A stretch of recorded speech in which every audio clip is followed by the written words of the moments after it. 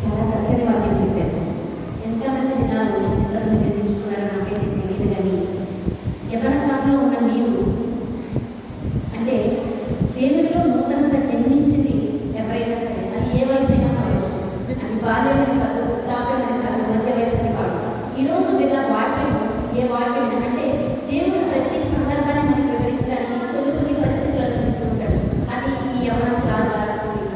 ఈ యవనస్తుల ఆదివారం పూర్తికలో దైవజనుడు మనకు వివరించినట్టు దావీదు ఏ విధంగా విశ్వాసం అయిపోయాడు, దావీదు యొక్క వృత్తాంతాన్ని చెప్పారు. ఆయనకు కాపరిగా కలిగి ఉంటే విశ్వాసంలో ఆయన ఏ విధంగా విజయం సాధించాడు, గొలియాతైన శత్రువు తన ఎదుట నిలబడినప్పుడు కూడా విజయంతో ఏ విధంగా ముందుకెళ్ళాడు. అది దేని వల్ల అంటే విశ్వాసం వల్ల. ఆ విశ్వాసం ఈరోజు ఏఎఫ్సి వారు యవనస్తులకు మరొకసారి ఆ సందర్భాన్ని ఇచ్చారంటే యవన కాలంలో అడుగు పెట్టిన మీరు అనేక మందిని మీరు మాదిరికరంగా తీసుకోవాలని, దావీదు గారు మీకు మాదిరిగా ఉండాలని, విశ్వాసంలో ఆయన ఏ విధంగా ఎదిగాడు, ఆయన ఏ విధంగా బలం పొందుతున్నాడు, విశ్వాసాన్ని బట్టి విజయం పొందుతున్న రీతిగా యవ్వన కాలంలో అడుగు పెడుతున్న మీరు అనేక మందికి మాదిరికరంగా ఉండాలని, దావీదు గారు ఏ విధంగా మాదిరికరంగా ఉండాలో ఈరోజు ఎఫెఫానియా నూతన సంఘంలో ఉన్న ఈ గొల్లపూడి సంఘంలో ఉన్న యవ్వన బిడ్డలు, అది పురుషులు కానీ స్త్రీలు కానీ ఎవరైనా కానీ విశ్వాసంలో ఆ రీతిగా ఎదగాలని మరొకసారి సంవత్సరంతో ఆయన దయాకి మనకు ముందుగా వచ్చి ఆయన ఎడతెగని వాత్సల్యంతో మనకు నిర్మూలన కాకుండా ఆయన జ్ఞాపకం చేసి మరొకసారి యవనస్తుల ఆధారం ముందుకు జరిపించుకోవడానికి ఎందుకు ఇంత మంచి ధర్మం చేయడం తెలుసా? ఇంకా మనం మార్పించగలిగాము. ఎంతో శ్రేష్టమైన విషయం ఆయన మనకు నేర్పించడానికి, శ్రేష్టమైన జీవితం మనం జీవించడానికి, శ్రేష్టమైన ఆయన అడుగులో నడవడానికి మరొక అవకాశం ఇచ్చాడండి. ఎంతమందిని ఊహ తెలిసిన కాడి నుంచి మీరు ఎవరి కాలంలో అడుగు పెట్టిన కాడి నుంచి ఎన్ని యవజన ఆదివారం జరుపుకున్నారు. మీరు యవనస్తుల గురించి ఎంతో మంది వివరించారు, ఎన్నో వాక్యాలు మీరు విన్నారు. ఏ వాక్యమైనా మన హృదయాన్ని తాకిందా? ఒక మాటను మనం పట్టుకోగలుగుతున్నామా? ఎందుకు పట్టుకోలేకపోతున్నాం, ఎందుకు ఎదగలేకపోతున్నాము అంటే ఆ మాటల్లో మన విశ్వాసం వచ్చాయి, ఆ మాటలు మనం లక్ష్య పెట్టగా నమ్మకార్థమైన స్థితి వస్త్రం పెడుతున్నాం. అదే అపోస్తలుడైన పౌలు గారు ఎఫెసీయులకు రాసిన పత్రికలో అంటారు కదా, మిమ్మల్ని బట్టి నేను ఆనందిస్తున్నాను, మిమ్మల్ని బట్టి నేను కృతజ్ఞతాస్తుతులు చెల్లిస్తున్నాను అని అపోస్తలుడైన పౌలు గారు ఎఫెసీ సంఘానికి చెప్తున్న మాట మనలో బట్టి మన దైవజనుడు నా సంఘంలో ఉన్న యవన బిడ్డలను బట్టి నేను దేవునికి కృతజ్ఞతాస్తుతులు చెల్లిస్తున్నాను అనే విధంగా సాక్ష్య జీవితంలో మన యవన బిడ్డలు ఎదగాలండి.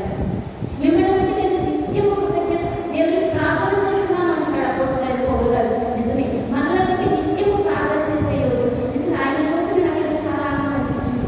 ఆయన ఒక దైవజనుడు స్థానంలో ఉన్నాడు, ఒక యాజకుడి స్థానంలో ఉన్నాడు. దేవునికి మనకు మధ్యవర్తిగా ఉండి ఆయన దేవుడు ఏ మాటలైతే చెప్తాడో ఆ మాటలు మనకు ప్రకటించే స్థానంలో ఉండి తదుపరి ఎంతగా తగ్గించిన ఆ వాక్యం కొడుతుంటే నాకు చాలా ఆనందం అనిపించింది. ప్రతి విషయంలో కూడా మనం దైవజనులు ఎందుకు మాదిరి తీసుకోకూడదు? దైవజనుడు వాక్యం చెప్పటము, ప్రార్థన చేయటము, పాటల పాటలను విరిగా ఏది నా తండ్రిలాగానే ఉండాలి. నిజమే కదండి, మనం అనుకుంటాం మన బిడ్డలకి నా బిడ్డలు నాలా ఉంటారు. మన విశ్వాసంలో ఉంటే, మనం నీతిగా జీవిస్తూ ఉంటే, మనం యథార్థంగా జీవిస్తూ ఉంటే, నా నీతిని బట్టి నా బిడ్డలు యథార్థంగా ఉండాలి, నా సత్యాన్ని బట్టి నా బిడ్డలు యథార్థంగా ఉండాలి, నా నీతిని బట్టి ఉండాలని మనం అనుకుంటాం. కానీ వాళ్ళు త్రోవతల్లి పోయినప్పుడు తల్లిదండ్రులు మనం ఎంత కృషించిపోతాం, ఎంత ఆనందం చెందుతాం. మన ఆత్మీయ తల్లిదండ్రులు మనంతా ఆనందం చెందుతారు. మనం వాళ్ళు ఎంతగా బోధించినప్పటికీ కూడా, ఎంతగా ఉపదేశాంశాలను వాక్యం బోధించినప్పటికీ కూడా మనం లోపడుతున్న స్థితిలో ఉంటే, మనం ఇంతగా శరీర త్రోవలో నడవకుండా ఉంటే, మీరందరూ చదువుకుని పిల్లలేం కాదని చక్కగా చదువుకుంటున్నారు, ఎవరి కాలంలో అడుగు పెడుతున్నారు.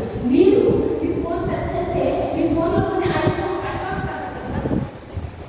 ప్రతి ఒక్కరు కూడా ఫోన్ యూజ్ చేస్తారంటే ఇలాగా ఐకాన్స్ అవును కదా. ప్రతిసారి మీరు యూజ్ చేసే ఐకాన్ ఏంటి? అది యూట్యూబ్ అవ్వచ్చు లేదా ఫేస్బుక్, ఏదో ఒకటి. అంటే మీరు ప్రతిసారి దాన్ని టచ్ చేయడం వల్ల అది మీకు వాడిపోయింది. మీరు దాన్ని ఎంతగా యూజ్ చేస్తే అది మీ ఒక్కొక్క అది సెల్ఫోన్లో అంతగా ఉండదు.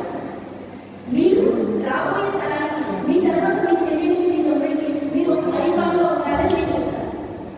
ఎందుకంటే అక్క నడిచిన మాదిరిగా నేను నడవాలి, అన్న జీవించినట్టుగా నేను జీవించాలి.